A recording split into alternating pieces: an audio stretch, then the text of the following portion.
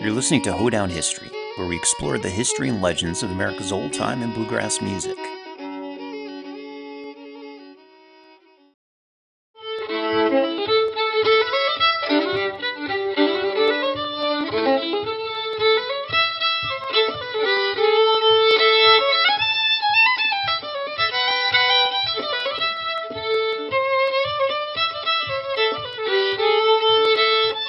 It's one of those tunes that has that ancient sounding quality to it, that kind of awakens something deep in you and connects with your soul. And that title even adds a certain element to the overall mood as well, which is hard to put into words. And like my recent video on Big Coyote, this one too is a tune that was almost lost forever. So stick around, because we'll discuss the story about how this tune was preserved and the people behind it. And we'll even discuss that name, because even that turns out to be a bit of a mystery. So let's dive in.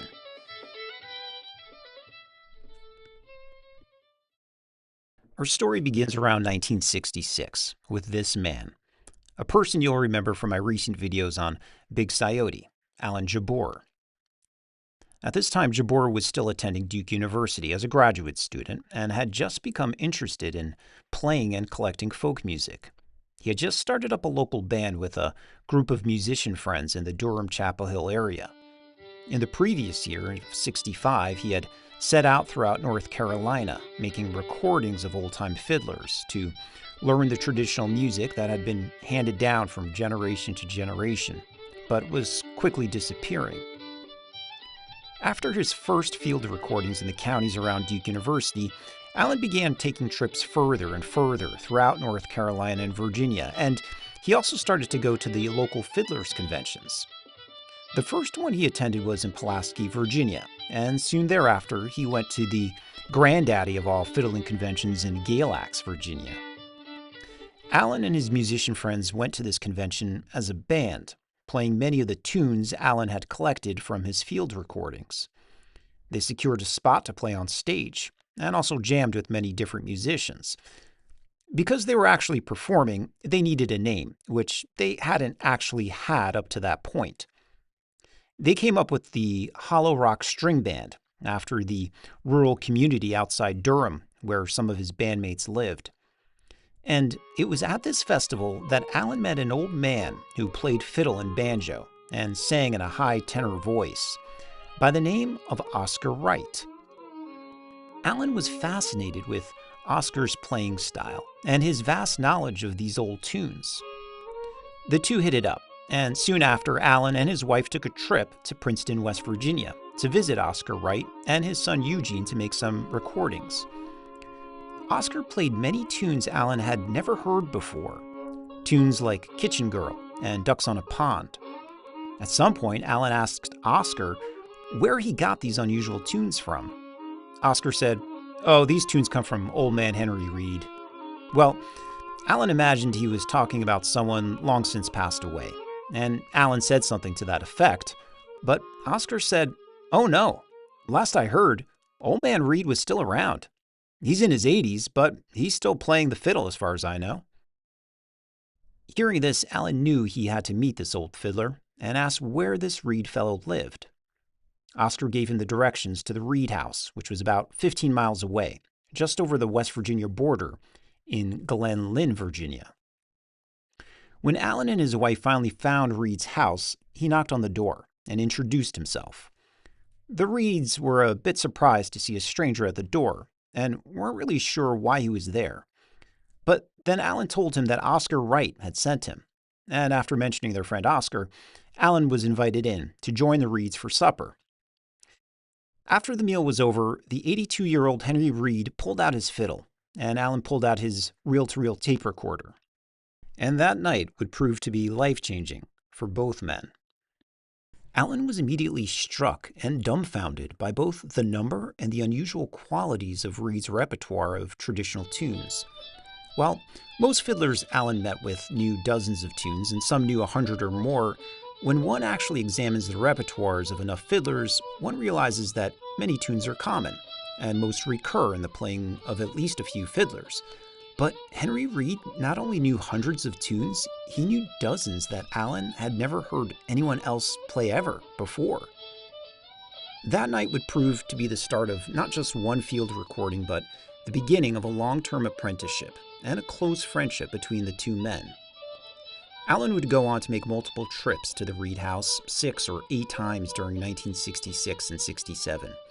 He recorded 185 performances, which comprised over 140 different tunes. Some were common, some were unusual, and some were utterly unique, including a tune called Frosty Morning. And I'll play a recording of Henry Reed's Frosty Morning in a bit. But first we need to discuss who this legendary fiddler actually was.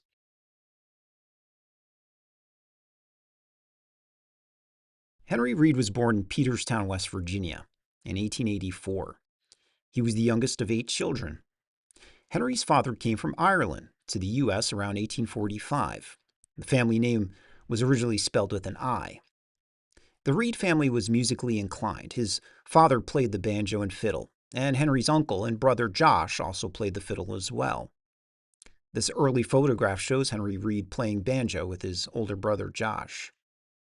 But his early musical influences seem to have come not so much from his immediate family as from the surrounding community. Music was a big part of his early life. Many of the tunes that Henry would play were learned from elderly musicians, including one Quince Dillion, who was born around 1826 and served as a fifer in the Civil War.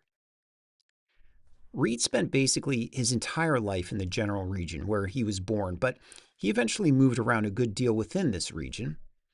As a young man, he lived for a time in the coal mining counties of southern West Virginia, but he didn't care too much for work in the mines and eventually came home. When he was 23, he married Nettie Ann Virginia Mullins in 1907, and they settled in Glenlyn, Virginia, in Giles County, just across the West Virginia state line. Glenlyn was a town built around a coal-fired plant operated by the Appalachian Power Company. For years, Reed worked at this power plant and raised a family that gradually grew to 12 children.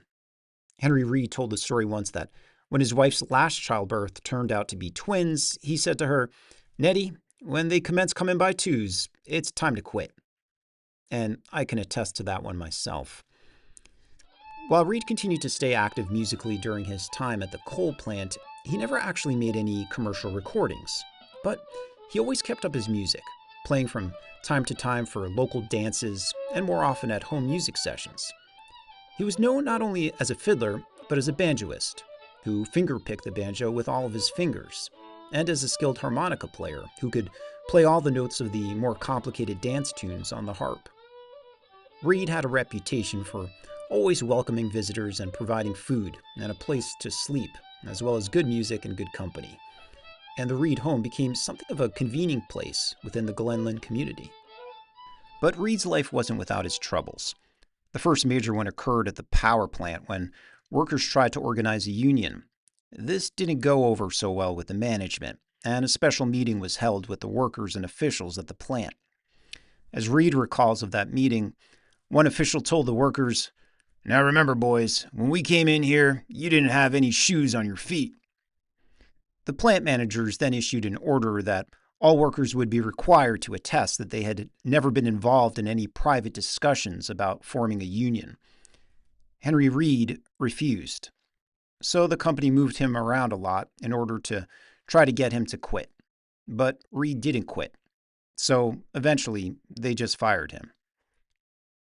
Although he was able to find odd jobs here and there, the end of his employment with the Appalachian Power Company led to the loss of the farm where he and his family lived above Glenlyn.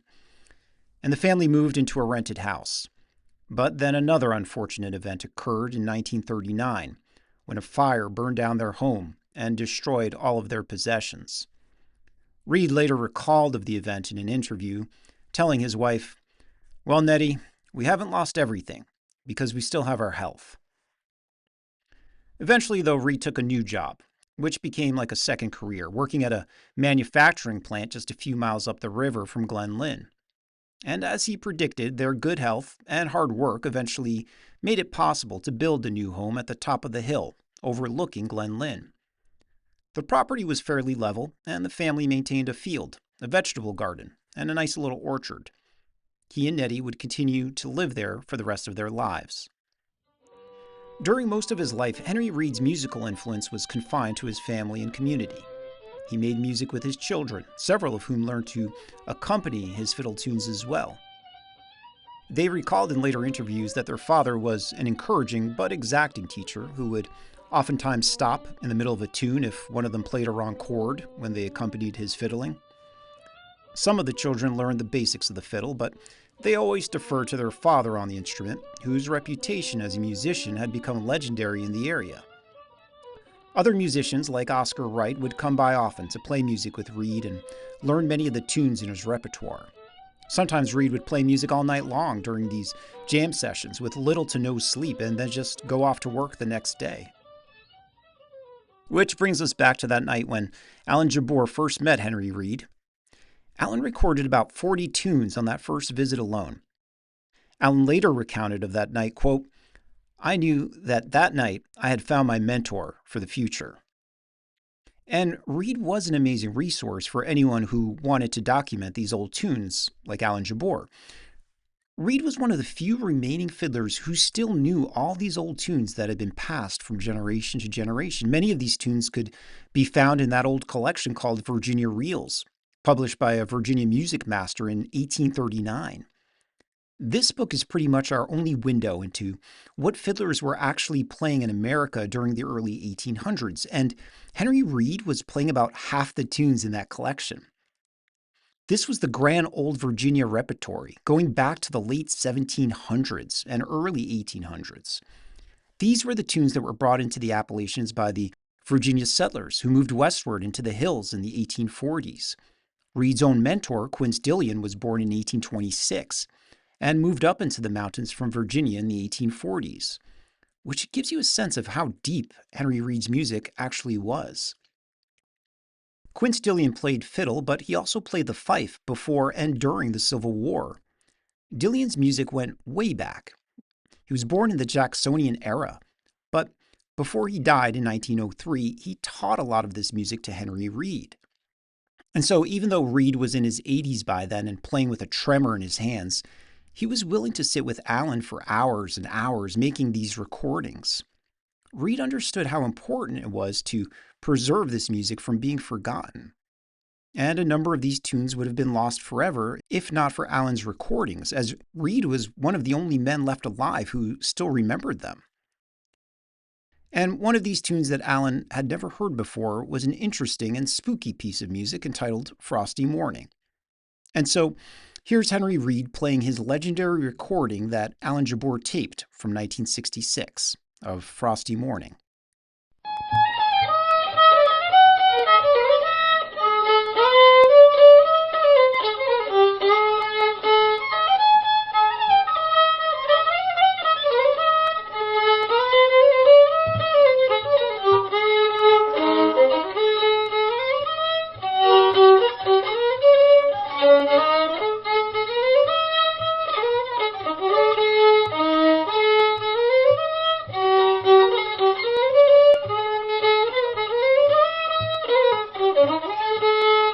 It's a great piece, and I should note that there are some things about this tune which struck Jabbour as being a great example of early American fiddling.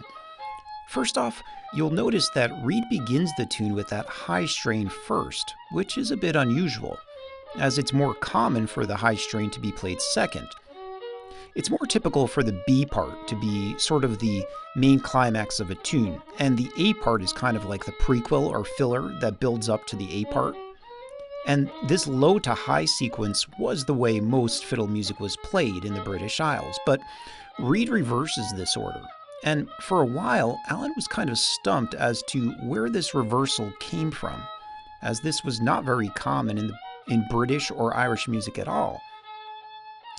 Alan would later research this more fully, and he later theorized that playing the high strain first may have its roots in Native American music, which is commonly played by beginning at the top of the melodic contour and then cascading downward. And it is an interesting theory. And it's not just the melody that struck Jabbour.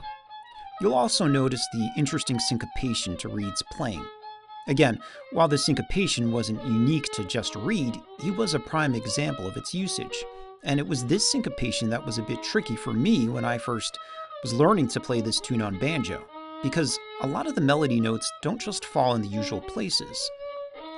Observe how Reed held his bow. Yeah, I know he places his pinky under the bow, but he also grips the bow all the way at the frog, which helps him get those long bow strokes and slurs in. And sometimes he would use multiple slurs that join together 2, 3, or 4 notes on the same bow stroke. And the slurs aren't just random. They're executed in this complex pattern that mixes both separate and slurred bow strokes in an elaborate form of syncopation. His groupings of slurred and separate strokes into 3s as well as 2s and 4s created this more offbeat and interesting pattern. And so while Reed would play these tunes with this rhythmic counterpoint, the fact is, it's easy to lose the underlying rhythm when you do this. So Reed would constantly be tapping his heel to mark the underlying beat. Jabbour theorized that this style of syncopation, which is more characteristic of early American fiddling, appears to have evolved in the early 1800s in the Upper South, and to have been diffused with westward migration to those areas west that received migration from the Upper South in the 1800s.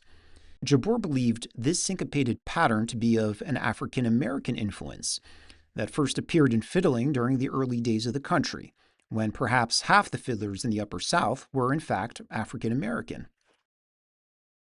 When Alan returned to college after his visit to the Reed home, Frosty Morning and many others of Reed's tunes would be introduced to many of the old-time revival groups in the Durham-Chapel Hill area. The tune began circulating in the old-time jam circles and at festivals, and tapes eventually got traded back and forth. During this time, cassette tape recorders were becoming increasingly available and made it a lot easier for anyone to make recordings. And these cassettes would be traded back and forth among old-time musicians, which further fueled the spread of our tune. But probably the biggest and earliest influence for Frosty Morning's popularity can be attributed to this band from Durham-Chapel Hill, the Fuzzy Mountain String Band, who recorded Frosty Morning in 1971. And this album was highly influential among the old-time revival bands of the 1970s. And since then, it's been recorded and performed by countless musicians, not just in the old time, but also in the bluegrass world as well. And probably the biggest reason for its popularity in bluegrass circles today can be attributed to these two men, Doc and Merle Watson. Jim Collier of the Piney Woods Boys was a good friend of the Watson family, and he used to spend a lot of time with them. Jim recounts how one night he was at a party for one of Doc's cousins, Willard Watson. They were at Willard's house having a good old time jamming, and, well, I'll just have Jim recount the story himself. We were at a party at Willard Watson's house for Willard's birthday. And so we were there playing music, of course. We're just having a big old time, and then in comes Doc. And it's like, oh. So anyway, we at one point during the time we were played that tune, and then Doc had asked me, he says, Jim, bring your banjo over here and show me that tune. I really like that. I said, I can't show you any tunes. But anyway, he said, come on over here on the couch. And I brought my banjo, sat next to him, and played it through about 3 or 4 times, you know, and he said, let me see your banjo. And I gave it to him. Of course, he, after just a few little misfingers, he got the thing, and he was playing it just as good as it, well, better than I did. Later, I got the reissue of the Watson family recordings, and in the notes, Doc says, well, I learned this tune from Jim Collier. So I called Jim up and said, what in the world? So here's Doc and Merle Watson performing Frosty Morning. Before I listened to this recording, I kind of forgot how good Merle was on banjo. His picking is just super solid, clean, and driving.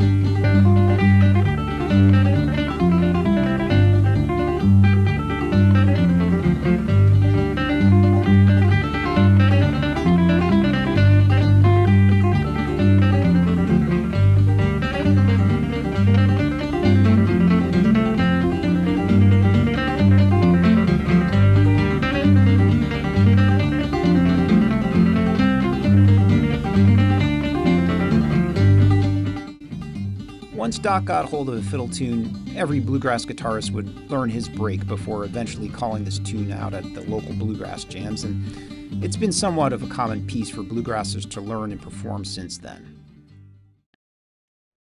Some of you may be wondering why I keep calling this tune Frosty Morning, and not the more well-known Cold Frosty Morning.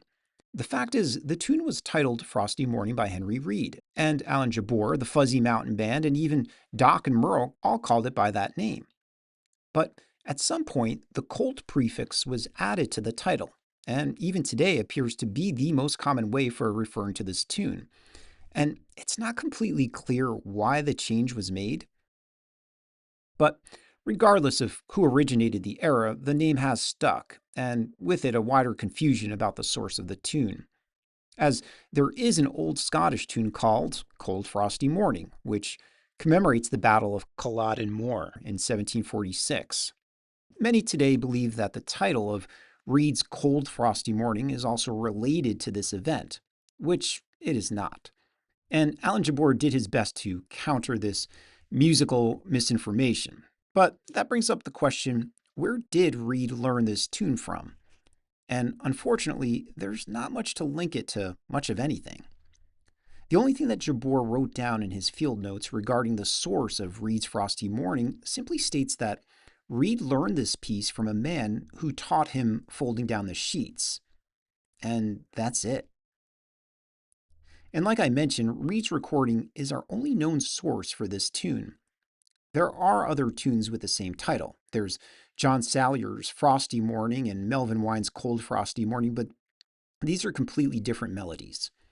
And maybe since Alan Jabbour, what with that vast knowledge of British and Irish folk songs, if he couldn't even find an overseas source to the melody, it seems that since then no one else has even ventured to guess either.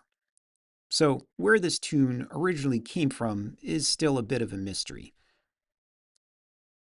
Before I leave you folks, we should probably see whatever happened to old Henry Reed. Throughout 1967, Alan would return often to the Reed home in Giles County to learn from and make more recordings of his fiddling. Reed's tunes would eventually become a core element in Alan's band's repertoire, and the tunes were regularly identified by Alan as coming from Henry Reed, which made this old fiddler somewhat of a household name among old-time musicians. And Henry Reed eventually, became kind of famous among traditional and folk musicians. In the summer of 1967, Alan's group, the Hollow Rock String Band, played at a fiddlers' convention in Narrows, Virginia, and both Henry Reed and Oscar Wright were in attendance there to enjoy the festival, and hear Alan play the tunes he had learned from Henry Reed. But it was perhaps Reed's last best glimpse of what was to come of his music.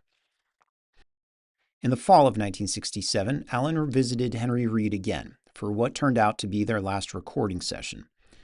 During the session, Reed played 20 more new tunes that Alan had never heard him play before, which led Jabbour to believe that they were perhaps nowhere close to the bottom of his repertoire, and he probably knew a lot more. But unfortunately, time had run out. In January of 1968, Reed was hospitalized for an operation to amputate an injured and infected foot. And a few days later, on February 8, 1968, Henry Reed passed away. He died of a blood clot that had lodged in his lung. His wife Nettie survived him by more than a year, passing away in 1969. Over the years, Alan never forgot Henry Reed and his indebtedness to this legendary fiddler. It had become somewhat of a tradition for Alan to come back and take a trip to the Giles County area to visit the rest of the Reed family over the Labor Day weekends. Many of Henry's children and grandchildren would be in attendance, and these parties would start on Friday evening and last all the way to Monday afternoon. And as one of Henry Reed's grandchildren, Terry Reed, recounted, these weekends were filled with reminiscing, storytelling, and, of course, lots of music playing. So, folks, that's all I got on Cold Frosty Morning. But before I send you off, you have to listen to this story about Henry Reed, recounted by Alan Jabbour himself. It was recorded during the Brandywine Festival in 2002, and it's pretty great. Hope you enjoyed this one, and again, thanks for listening. Oscar Wright was the person who introduced me to Henry Reed, and he actually told a great story about first hearing Henry Reed as a young man. Henry Reed was like about 10 or 15 years older. And so Oscar said, well, me and a bunch of young bucks were playing for a dance, and we thought we were hot stuff. And he says, this fella comes in overalls. He was an older guy, and he had a sack slung over his back. And we sort of nudged each other, who is this guy? And so he comes in there, and they say, hey, fella, what do you have in that sack? And Henry Reed says, a fiddle.